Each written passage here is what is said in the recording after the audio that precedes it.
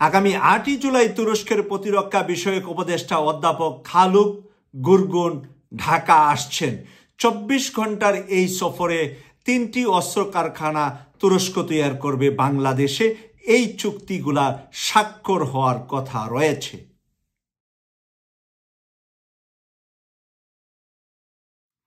আসসালামু আলাইকুম ওয়া রাহমাতুল্লাহি ওয়া বারাকাতুহু। আন্তর্জাতিক সংবাদ, কিন্তু বাংলাদেশের সাথে যে সংবাদটি খুব বেশি জড়িয়ে আছে সেই সংবাদটি নিয়ে আজকে আলোচনা করছি এই পর্বে।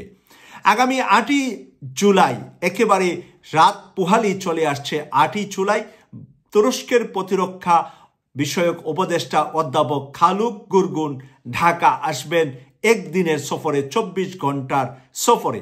এই সফরে বাংলাদেশে উনি তত্ত্বাবধায়ক সরকারের প্রধান উপদেষ্টা ডক্টর মোহাম্মদ ইউনূস স্যারের সাথেও বৈঠকে বসবেন বাংলাদেশের প্রতিরক্ষা বিভাগের দায়িত্বপ্রাপ্ত ব্যক্তিবর্গদের সাথে। শোনা গেছে যে সেনাবাহিনীর প্রধান, নৌবাহিনীর প্রধান এবং বিমান বাহিনীর প্রধানের সাথেও তিনি বৈঠক করবেন। এই বৈঠকে বাংলাদেশে 3টি অস্ত্র কারখানা তুরস্ক তৈরি করার জন্য চুক্তি করতে পারেন বলে আলোচনা শোনা যাচ্ছে। আর এই আলোচনা শুনেই দিল্লির ঘুম হারাম হয়ে গিয়েছে। দিল্লি এখন দেখতে পাচ্ছে যে তুরস্ক যদি বাংলাদেশে 3টি অস্ত্র কারখানা তৈরি করে, তাহলে দিল্লির জন্য বাংলাদেশের উপর যে খবরদারি করা, বাংলাদেশকে যেভাবে তারা চুষে এবং বাংলাদেশকে যেভাবে তারা সামরিকভাবে শক্তিশালী হতে দেন নাই, দীর্ঘদিন যাবৎ শেখ হাসিনার উপরে তারা খবরদারি করেছিলেন, সেই খবরদারিটি আজকের ডক্টর মোহাম্মদ ইউনূসের উপরে করতে পারছেন না। আর এই অস্ত্র কারখানার চুক্তি একবার হয়ে গেলে, কারখানা তৈরি বাংলাদেশে একবার হয়ে গেলে, পরবর্তী সরকার যেই আসবে বাংলাদেশে তাকে অবশ্যই এই কারখানা কন্টিনিউ করতে হবে।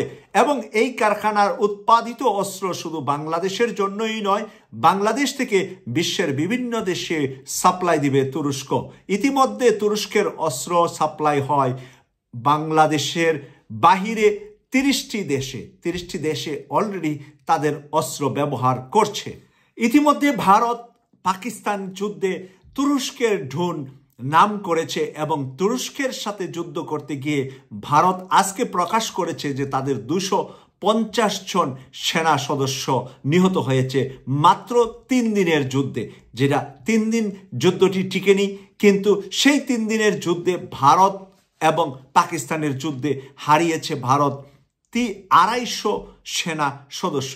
এবং ভারত বলছে যে এট এ টাইম তারা 3টি দেশের সাথে যুদ্ধ করতে হয়েছে। একটি হলো পাকিস্তান, আরেকটি হলো তুরস্ক, আরেকটি হলো চায়না। চায়না এবং তুরস্ক পাকিস্তানের পিছনে ছিলেন, পাকিস্তানের সাথে ছিলেন। সে কারণে ভারতের এই বিশাল পরাজয় যে স্বল্প সময়ের ভিতরে 250 তাদের সৈন্য নিহত হয়েছে। এবং 6টি যুদ্ধ বিমান এবং ফ্রান্সের রাফেল যুদ্ধ বিমান, যে রাফেল বিশ্বের বুকে এর আগে কোনো যুদ্ধে হারে নাই, সেই যুদ্ধে হেরেছে পাকিস্তানের কাছে। নাকি এটা চায়নার কাছে হেরেছে, নাকি তুরস্কের কাছে হেরেছে, এই নিয়ে ভারতের মধ্যে রয়েছে দ্বিধাদ্বন্দ্ব। ভারতের সরকার খুবই লজ্জাজনকভাবে হেরেছে পাকিস্তানের কাছে। বাইরাক্তার, আকিঞ্জি, সুনগান, কিজিলেনগার, এই 4টি ঢুন তুরস্কের অত্যন্ত শক্তিশালী এবং যুদ্ধের মাঠে খুবই এই ঢুনগুলা উপযুক্ত হিসাবে বর্তমান প্রযুক্তিতে এগুলা শীর্ষস্থানে আছে বলে বিশ্ববাসীর কাছে পরিচিতি অর্জন করে ফেলেছে অলরেডি।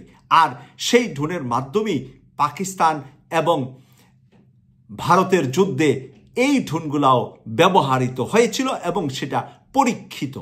এছাড়া নতুন প্রজন্মের জন্য তৈরি করছেন যুদ্ধের ট্রেন আল্ট্রা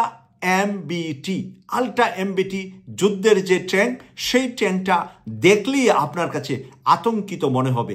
এবং সেই আতঙ্কিত করার মতনই তারা অস্ত্রাগার তাদের নিজের দেশে তৈরি করেছে, যেই অস্ত্র আজকে বিশ্বের বুকে তারা সুনামের সাথে বিক্রি করছে প্রায় 30টি দেশের মাঝে। আর বাংলাদেশে যদি তারা 3টি ফ্যাক্টরি করে, 3টি অস্ত্রের কারখানা তৈরি করে, সেখান থেকে বাংলাদেশের প্রয়োজনীয়গুলা বাংলাদেশ ব্যবহার করবে, আর এবং সেখান থেকে সেই বাকি অস্ত্রগুলা অন্যান্য দেশেও তারা বিক্রি করবে। নৌবাহিনীর জন্য তারা নতুন যুদ্ধ জাহাজ তৈরি করেছেন টিসিজি। টিসিজি নৌবাহিনীর যে যুদ্ধ জাহাজ, সেই টিসিজি যুদ্ধ জাহাজ বর্তমান সময়ে বিভিন্ন দেশের কাছে আতঙ্কের একটি জাহাজের নাম। সেটার মধ্যে অত্যাধুনিক সকল কিছুর ব্যবহার করা যায়। এটার উপরে যুদ্ধের জাহাজ থেকে শুরু করে সব ধরনের ব্যবস্থাপনা রয়েছে টিসিজির মাঝে। সেই টিসিজি সহকারে বাংলাদেশে যদি তারা সব ধরনের অস্ত্রের কারখানার ভিতরে তারা কার্যক্রম শুরু করে, সেটা ভারতের জন্য একটি গলার কাটা নয়, শুধু ভারতকে শ্বাস ফালাতেও ভয় পেতে হবে। কারণ একদিকে বাংলাদেশ, অপরদিকে পাকিস্তান, অপরদিকে চায়না, সব কয়টা জায়গা থেকেই যদি ভারতকে শক্তিশালীভাবে মানে আক্রমণ নয় প্রতিরোধ করা যায়। আক্রমণ হলো যে ফার্স্টে উইলিংলি করে থাকে। আক্রমণ ভারত করেছিল পাকিস্তানের উপর, পাকিস্তানের মসজিদ ভেঙেছে, মাদ্রাসা ভেঙেছে, এতিমখানা ভেঙেছে। আর পাকিস্তান পাল্টা জবাব দিয়ে তাদের 250 সোলজারকে মেরে ফেলেছে মাত্র 3 দিনের এই যুদ্ধে।